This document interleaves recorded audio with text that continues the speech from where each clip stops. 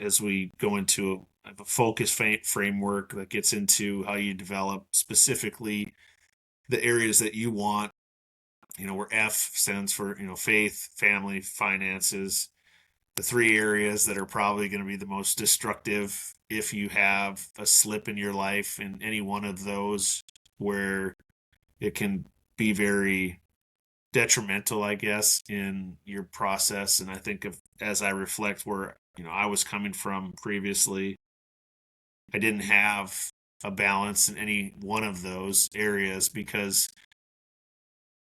I didn't have faith in my life at the time. My family, we certainly kind of were all over the place. And then from a finance standpoint, when it really went over the deep end, I was making more money than I'd ever made in my life. And so I didn't know what to do with it besides have a big party anytime we could have a big party.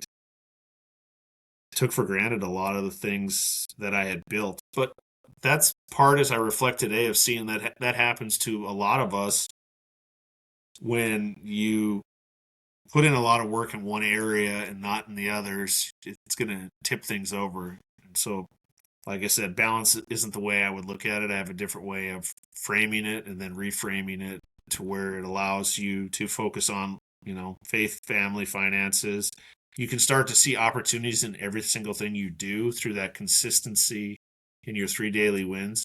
You prioritize that above everything else for yourself, because if you're not able to regulate yourself, you're a complete mess for your family, for your friends, for your finances, your faith, and everything else. And then there's a side to it, unconditional kindness.